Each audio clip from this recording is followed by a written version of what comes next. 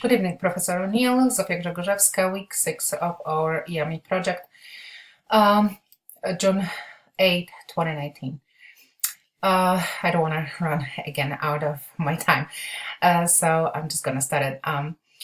As you know, Professor, I was very chubby throughout my whole life, and as a child, I was pretty much stigmatized by it until I get to the point, my weight get to the point that it was really, uh, um, it's me or this weight actually.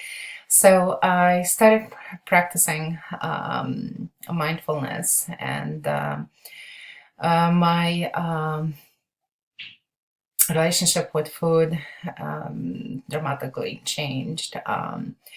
As you know, in my childhood, growing up in Polish family, we had this, we had this thing of cleaning out plates. Of course, you had to eat. That's what's on your plate, everything, absolutely. And I was chubby, overweight child. Who had to struggle with weight through the whole childhood and my young life, and then it didn't end well, because of course a diagnosis was type 2 diabetes. So okay, I had to start being very mindful, and started with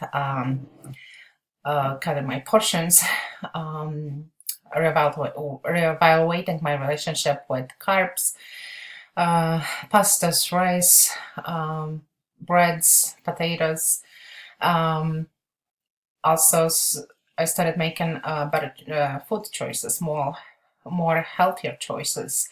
I have in the past, I have of course attend Weight Watchers, and after few sessions, I realized that I know all this, and why I'm even spending money here for what I already know, what I can already practice myself at home. And comes to the realization that I can do it. I can do it totally myself by just being mindful, and not knowing that maybe in the future I'm going to be learning about it, which is a good idea because I have experience here already, and I can. I'm happy to share this with my classmates, with you, Professor. So, incorporate in by incorporating mindfulness, I totally was successful in losing weight, and I intend to continue.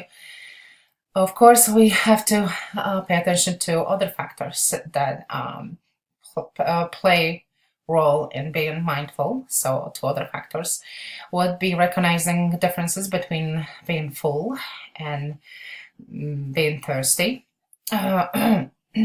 which our stomach simply will let us know when it's hungry by growling, like there is angry beast sitting there that needs to be fed. Well, thirst we can recognize by simple dryness of in your mouth, by dryness in mouth, and that will signal us that we have to hydrate, and preferably with water. So other aspect that we have to pay attention to are our senses.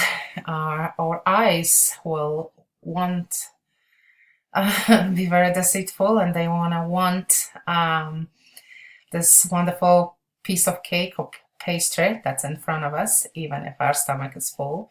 Our nose smell, and our ears will inform us that food is being prepared, and probably something good that we should check. Of course, our mouth will water with water, and our mouth will want more eat, of course. And even if our stomach is full, our senses are gonna work against us for most of the part. Yes, so we have to be very mindful over here and not let our senses to be very deceitful here. Another aspect that we have to be very aware of it's our inner critic. Oh, inner critic will criticize us for almost everything, I guess.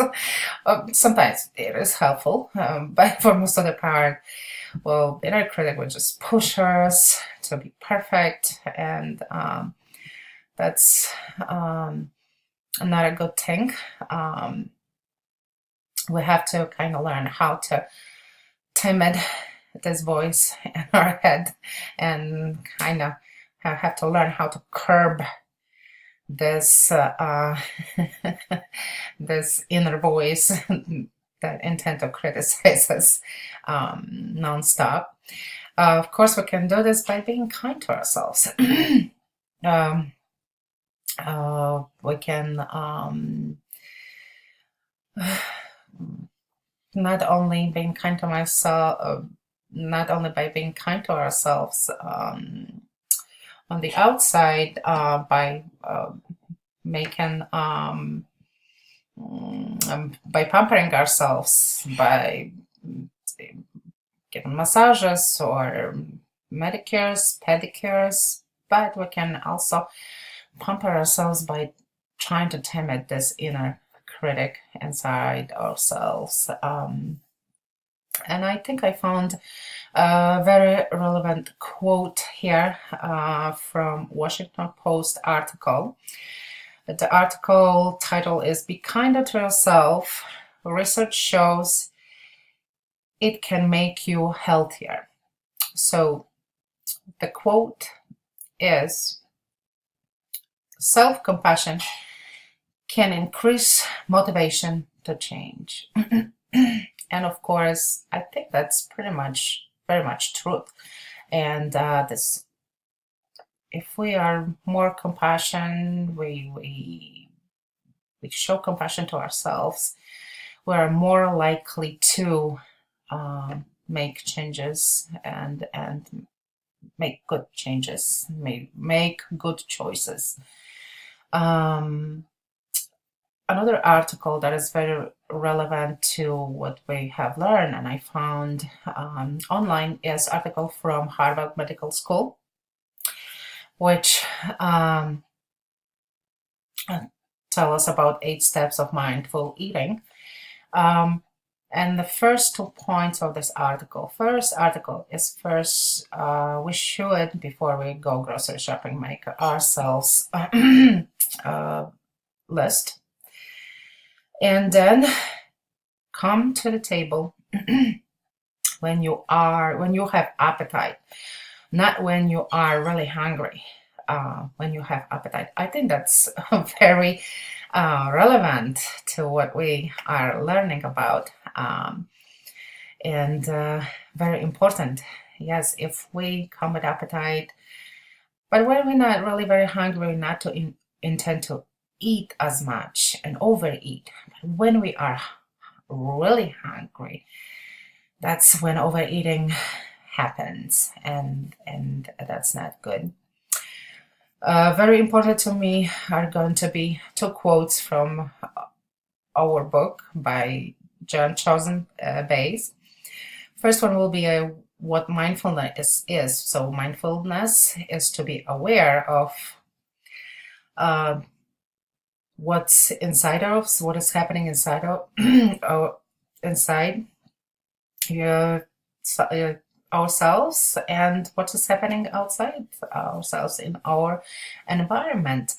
Another quote that really has meaning here is, mindful eating is not directed by charts, tables, pyramids, or scales. It is not directed by an expert. It is directed by your own inner experiences, moment by moment. Your experience is unique. Therefore, you are the expert.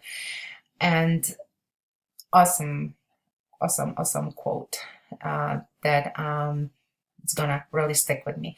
Of course, I intend to keep up with my mindful eating. And of course, will be making healthier choices of food. Is by making healthier choices.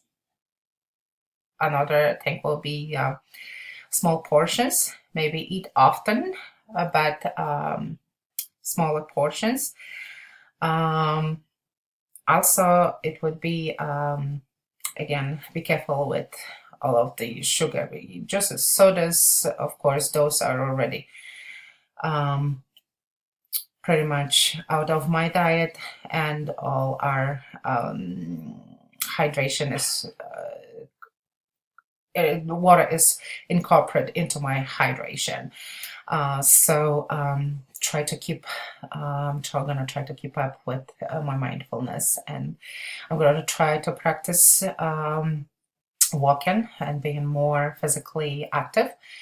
Um, Also, another aspect here, I'm hoping I'm not missing anything, and I don't want to run out of time because it already happened 3 times.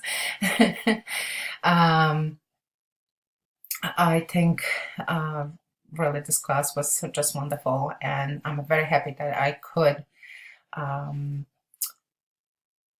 share my experience and and listen to what my classmates are experiencing, and it was just great.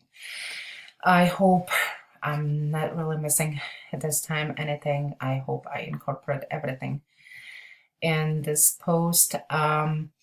Well, thank you very much, Professor. Have a good night, and thank you very much for this class.